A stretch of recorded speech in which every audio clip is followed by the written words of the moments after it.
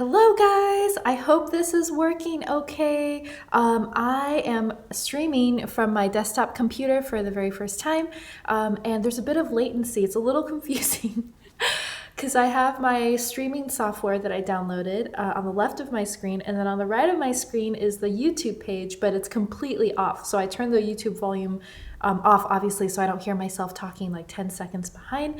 Hi, Juan. Hi, Alistair. Thank you guys so much for being here.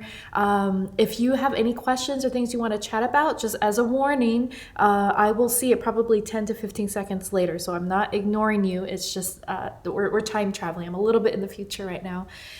So I thought that it would be nice to have a little chat and live stream just with my Patreon patrons, because it has been a very long time since I've done something exclusive to Patreon patrons. And I will also be taking this opportunity of being at home with pizza and bagel, who you can see you can see bagel behind me with his brand new haircut from his dad Rambo.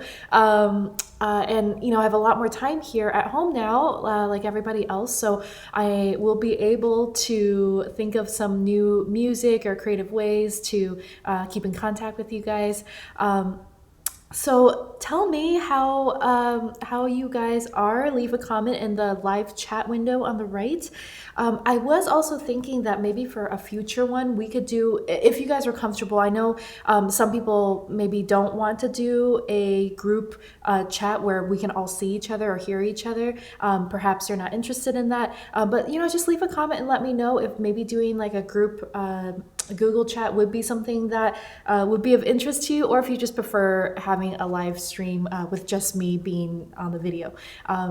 So anyway, I thought I would share with you guys a little bit about what I have been working on, and a lot of the projects that I am working on that I haven't been posting about on social media are private for now, but I can say that I'm working on the soundtracks of 2 scores by my friend Hans Zimmer. And because we're not able to record the full live orchestras and symphonies like we usually do because of the pandemic, I've been very, very lucky and grateful that I'm able to record from home. We're in my home studio right now. So I've been able to record multi-track a bunch of cello parts, to replace all cellos, violas, and then also to do some stuff on electric cello. So I've been working on these 2 soundtracks. These 2 films will hopefully be released this year. Nobody knows what's going on anymore, but we are in post-production. And then every day, this is really exciting, I've been working on my album, which is, as you guys know, probably a year delayed. Game On came out, I believe, in 2017, and oh my gosh, did it come out in 2017? It's 2020. This is really bad. I was just so busy, traveling and doing other shows and other recording sessions, that it's been very, very difficult to keep on top of everything. And so this opportunity, if you want to look at it in a positive way, to be forced to stay home and to take a look at all the different projects or things that we're running late on or behind on, I realized, oh my gosh, I really need to get going. So last night I started working on track. Hi, Pizza. I started working on track. Oh, she wants to say hi. Hi, guys. Hello, this is Pizza.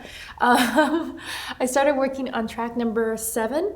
And it is a cover. Again, all the songs have not been released anywhere yet. I haven't revealed it yet, but I thought I could tell you guys because it's okay. It's just a private live stream. Just please don't go posting it everywhere. I'm doing a cover of River Flows in You. I don't know if you guys have heard of that piece. It's a beautiful piano piece. And I try my best to do I start out when I create new music or new arrangements, I listen to the original, of course. And then sometimes I'll start with just writing some cello parts first. But on this one last night at like midnight, I started writing the parts on the keyboard. So MIDI parts. So MIDI is where you input notes using a keyboard into the computer, and then you could turn that into any sound. So if you have different sample libraries, if you have different, basically they're like kind of, I'm trying to equate it to like plugins, or filters, like face filters if you're using video or photo technology, and it can sound like different things. So I programmed the entire piece, a few, 3, 4 different layers of instruments, and then I play the cello part, and then I sent it over to my co-producer, Steve Mazzaro, who works for Hans. He's one of the main composers at Hans's remote control productions, all of whom are working from home right now because the studio is closed. And so he did some of his magic on it and he sent it back, and I haven't listened to it yet. So I can't wait to check that out later. So that is track number 7. I'm not supposed to do this, and thankfully Sony, my label that I'm on, has been pretty cool about it, but I've been like, I just can't control myself, as you guys know. I can't keep anything a secret. I'm like, I want to share what I'm doing.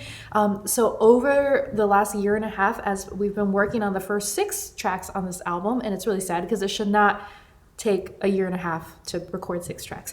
But anyway, so over the last year and a half, I've revealed little nuggets here and there of tiny snippets of songs that I've been working on from the album. I don't think anybody figured out what it was for. They just thought it was just random Tina stuff. But there is a cover of The Swan, one of my favorite pieces.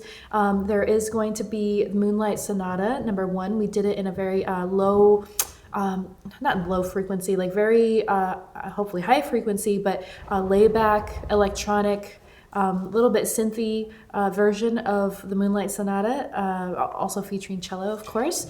And then we also have Night on Bald Mountain, which we did something crazy with. There's a couple of like heavier, like we went really heavy industrial metal on this album as well, much to the confusion, I think, of the label, because they were like, I have some tracks that are super, almost new age, low layback electronic, and then some that are extremely psychotic. But I think for the next 5 or 6 songs to complete the album that I'm working on right now, I think I'll probably keep the vibe a little bit more mellow, a little bit more electronic, and feature the classical cello a little bit more. Let me see. Oh, sorry, I have some comments from you guys that I've missed. Alistair says, I would love a group chat sometime. Okay, I will set that up for the next one so that we can actually interact with each other in real time. And I can see you guys. And I think, if you don't want to be on video, you don't have to be on video. You could just turn your video camera off or something. So, or did you guys see that? I think it was on Zoom. I'm not sure. The lady who accidentally turned on the potato filter during a meeting, and she just looked like a potato the whole time. So maybe we can all find fun filters for ourselves. Alistair says, I got to interview Hans Zimmer recently. Amazing guy. Definitely a career highlight to speak with him. He is amazing. He's wonderful. And he's safe right now. And we're busy working remotely on projects. Juan says, hello, pizza. I'm sorry. I hope I'm pronouncing your name correctly. You can tell me. Ishan? Hi, everyone. Hi. Okay, awesome. Great. I'm very happy to hear. So I'm working on that, and then I'm also recording every night. I'm recording a little bit, like an hour or 2 every night, of my new sample library. So you know how I mentioned that you can input. Let me just show you guys in case I keep looking over here. Oh my gosh, hold on a sec. What I'm talking about. So when it comes to a MIDI keyboard, this this is my MIDI keyboard. So when I'm talking about making samples, I look ridiculous right now. When I'm talking about making samples, so when you like press on a keyboard, this is not connected right now, which is why it's not making any sound. So if I had like a cello sample, you could press down this key, this is a C, and then you would hear dun dun dun dun dun dun dun, or whatever pattern you have. It could, da, da, da, da. But it could be in whatever instrument you have sampled. So whatever instrument you have pre-recorded, and then you basically trigger each note or patterns sound using the key. So hopefully that makes sense to you guys who are not musicians. You might be like, what on earth is she talking about? So I'm working on a new collection, a new library. So a few years ago, I started releasing these libraries, and I have 3 out right now through Cinesamples, which is a wonderful, amazing company. And then right now I'm working with Steve Mazzaro, the same co-producer who did Game On, who did, oh my gosh, my new Witcher single, which is about to come out. I haven't talked about it yet, but you guys are the first to know. So I did a cover of Toss a Coin to Your Witcher. And we were supposed to shoot a music video for it, I think 2 weeks ago, but obviously that did not happen because of the current climate. So that is delayed until it's safe to venture outside again. However, we talked about it with myself and the people at Sony, and we thought that it would still be appropriate and still be okay and nice to be able to release new music and to share it with you guys. And I'm waiting to find out an exact release date, but it will be this month. And so the new Witcher single is coming out, and I think I'll probably just do do maybe a live stream performance of it, or my best attempt at it, because it does feature both classical cello and the electric cello. Anyway, so Steve Mazzaro, he has his own sampling company as well, so Dynamic Sound Sampling, and I am partnering with him to make these new samples. Thought we might as well use the best of our time, while we're all stuck here at home with my recording equipment. And then what else? Pizza and Bagel are super happy. I don't think they have ever been... Oh, somebody took my cello cloth. No, Pizza.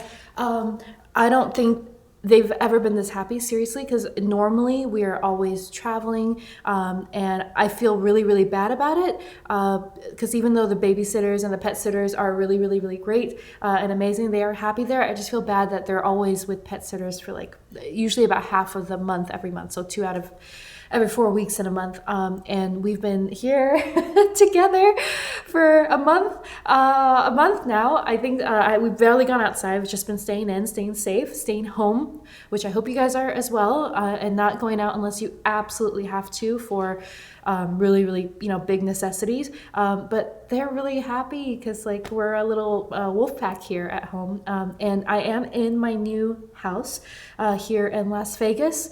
We moved a month ago, right after Rambo and I got married, and the timing we're really grateful for, because we thought, oh my gosh, could you imagine if we had just planned the move? Because it was a little stressful. We literally had our wedding party, because we actually eloped, so we got married in Big Bear with just the 2 of us and the dogs, but we had a party with some friends and family on, oh gosh, what day was it? I think it was March 1st. The second day, the day after, the morning after, we went to go do our taxes, so our 2019 taxes are filed, and then the 3rd day we were moving, and so leading up to that, we were packing and cleaning and painting the old place, and getting things fixed up for the new tenants that moved in there, for probably 2 weeks straight. I mean, it was not a very big place. It was like a third the size of this place, but I couldn't believe how much stuff that we had, and how much stuff that we had to fix up, so many little chips here and there. You just don't really notice it until you're actually looking for it. You're like, oh my gosh, this place is not beat up completely, but there's just a lot of things to fix. So it was stressful. We stayed up till 5, 6 in the morning, each night. Well, we kind of do that now too, except it's not to fix things, but just to try to fix things. And then we were just in such a rush, and at a moment maybe we're stressing ourselves out too much. Maybe we should just wait a little bit, but whatever. So we went to Budget, where we rented our moving truck. We loaded everything. We hired a couple people in Los Angeles to help us, thank God, because it was a lot, and it took many more hours than we expected. So by the way, if you're moving, don't expect everything to be moved, even if you live in a smaller 2-bedroom apartment, to be moved in only 4 hours, because that was not the case. So it took a lot longer, and then we drove from LA to Las Vegas. We left the puppies with a pet sitter, so we didn't want to stress them out, with the move and the truck. We came here to Vegas. We dropped everything off. We had 3 people come help and unload here in Las Vegas. It was a lot faster because there's no stairs. It was just to the front level. We put actually everything in this room. This room was literally piled high, full of boxes for the first week we were here. And then we went and dropped off the truck, the Budget giant truck here in Vegas. Then we took my car and drove it all the way back to LA, gave the keys to the new tenants at the condo in LA, and then picked up the dogs and then drove back.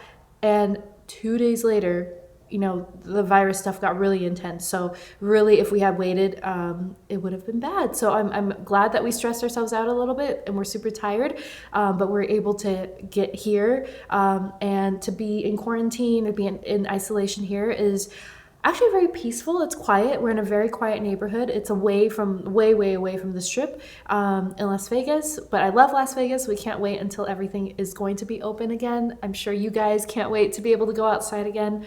But in the meantime, I'm just trying to stay productive. So I'm working on the album. I'm starting a new album as well, not for public release, but it's a composition album, and it'll be all industrial metal. which you guys know I'm very excited about. It'll be specifically for music licensing. It's through Extreme Music, which is one of the biggest trailer music companies in the world. So when you hear music in movie trailers and sometimes in commercials, if it's not custom music, or even placements in TV shows and movies, a lot of times those come from like pre-written music that's written specifically to be put into media applications. So, online, TV, whatever, movies, YouTube sometimes. And so I'm starting a new album with that with my amazing friend and neighbor. He lives in Vegas as well, Frank Klepacki. And you guys also know that he is also my drummer in my live touring band. And he's an amazing composer in his own right. He's written music for so many video games, big games. You can look him up if you are curious to check him out. But he's amazing, much like Steve Mazzaro, my other co-producer, composer that I work with, because Frank he's an amazing drummer. He's like a professional touring drummer. He played with Sly and the Family Stone for years. So he is an amazing drummer. He is an amazing guitar player and a bass player as well. So he's able to record all of those parts, which is why at this time right now, because we can't go into a studio with multiple musicians, we're able to kind of MacGyver a situation together where we are basically doing all of the work. And he's a great programmer as well. So, using the keyboard thing that I showed you guys earlier. So we have my solo album. We have a new Witcher single coming out this month. We have this new Extreme Music album. And I don't know if it's 100% yet. I've been talking to Sony the last 2 days, but I asked them, I said, I think it'd be really nice to put out a holiday album, but in a more non-denominational, mystical kind of, I don't want to say new age, but like a mystical, a mystical holiday album with some, probably more well-known Christmas pieces or holiday pieces, and some that are not exactly holiday pieces, but kind of are in that vibe, kind of a gothic, not dark, but like a gothic mystical album. And I thought that would be really nice to work on right now with a friend of mine named Leo Z. He is amazing. Again, another composer, programmer, and pianist. And if you guys have seen on my channel, there is a music video that we did for Emmanuel, O Come Emmanuel. We did a version of it with Eric Rigler, who played the original flute solos on Titanic. Da da da da. That was him. He also played all the bagpipes on Braveheart, and so tons of movies. So we, the three of us, got together and we did a version of Emmanuel that was in that vibe. So I sent that video, which we did, years ago, like 4 years ago or something, self-released. I sent it over to my label and I said, hey, would you be interested in Leo and I maybe doing an entire collection, 10 to 12 songs for this holiday season, since we're all stuck at home. And I'm a little bit crazy, a little bit of not a workaholic in a bad way, but I just want to maybe make the most of this time, when we're able to be at home and in the studio with no distractions, except for Facebook and Instagram and, Amazon. Even though I'm looking at Amazon, I'm not buying stuff, but I don't know why I'm still browsing on there. And anyway, they said that they love the idea, so we're just discussing logistics. But if everything works out okay, I will also be starting work feverishly on this new, no, not feverishly, very calmly, on this new holiday album. And then just the remote recording projects that I'm doing in the meantime. Oh, last thing, and I'm also starting work finally on my new book. So I've been talking about writing a book for other musicians and creatives, or even non-musicians, because the same things apply to everybody. I think it's a pretty general principles that can be applied across the board to all different practices and professions and just whatever, all people. But I wanted to write a book about entrepreneurship, music entrepreneurship, and how to make money in music, good saving habits, a lot of these things that I've posted a bunch of random videos about and I post about on social media, but really taking those ideas, fleshing them out, really going into detail and depth about what exactly these things are in my experience and also in the experience of my co-author. So I've partnered up with a wonderful person. His name is Houston Pullen. He currently works actually for the government. government in Washington, D.C., but he's also a professor for a few different universities. So right now he teaches for UNLV and Nevada State College here in Las Vegas. He is from Las Vegas. And he first contacted me to ask me if I'd be interested in doing, I believe it was for an adjunct professorship, or maybe it was for an artist in residence, some type of university teaching situation for Azusa Pacific back in the Los Angeles area. So that's how we first got into contact. And then I think, we were talking about how I could do this book situation. And my initial plan, I was just gonna write like one book, and then just release it on Amazon or something. But we discussed it at length, and now it has turned into a series of 3 books that'll also be used as a foundational coursework for a new program. Again, this is just for you guys. I haven't talked about this anywhere, so this is a private live stream. A new program that hopefully, again, if things are not super delayed because of the current situation, at Nevada State College in 2021. So a new music entrepreneurship degree program. And this will be used as basically the textbook. So the foundational blocks, these 3 books. So it starts with the foundations of music entrepreneurship, followed by how to, I think we're going to go really into detail about the financials, about how to make money, literally, how you can find gigs, how to self-market, how to all these little things that I've gotten a lot of questions about, and that I don't claim to know everything about, but I do have some experience from going from literally like almost homeless to the very lucky position that I am in now. And of course, everybody need some help and some luck, but I will tell you that a lot of it has happened on purpose. I am a workaholic. I am obsessive. I've been going at it nonstop for the last 15 years, and certain things that I've done that have led to results, I just wanted to share it with everyone. And then Houston, my co-author, also has a lot of experience, of course, so he will also be sharing his stories. So those are the things that I'm working on right now. I see that I've missed a few of your comments, so let me take a look on those. Okay, Alistair says, I saw you were featured on Tomb Raider: The Dark Angel Symphony. Yes. Soundtrack. Was that a fun project to be a part of? It really was. It was done remotely because, as you know, that team is over in England. So I guess before all of this coronavirus stuff happened, I already was working remotely for the most part. Most of my recording sessions or projects are all done from home, from my home studio, except for working with Hans. Most of the time I do go to his studio, but now everything's done here, and I'm very grateful that it's working out okay. Juan says, I'm glad it all worked out. Yay, industrial metal. Alistair says, have you done any work with Two Steps from Hell? Yes, many, many, many years ago. I played on a few tracks for Nick, and then I also played on a track for Thomas called, I think it was Angel. It should be online somewhere, so you can check that out. Jason Boyd. Hi, Jason. He says, I was so excited to see you're going to be a part of the Cyberpunk 2077 soundtrack. Is that in a feature role or artist composer? It is in the role of an artist and, well, I guess feature and artist is kind of the same thing, but yes, feature, and then also an artist. There was a bunch of, I wasn't expecting it, but there were a bunch of press releases that had gone out, articles, and I guess I was listed in there, so I am one of the artists. We recorded it in Hollywood at Sunset Sound, legendary studio, and I recorded a bunch of electric cello and I think some acoustic cello stuff as well. Forgive me, like it's been quite a long time, but they did take behind the scenes videos, and hopefully that'll be released soon, and so you guys will see. Sorry for the noise, the trash truck is outside. Very classy, I know. Yes, there's let's see, Alistair, outside of work, what music are you currently listening to?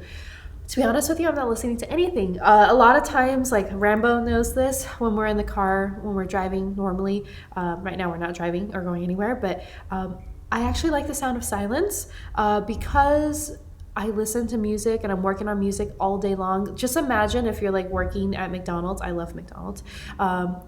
and you are making the food and smelling the food and constantly, the last thing you want to do after you leave is have more McDonald's, I think.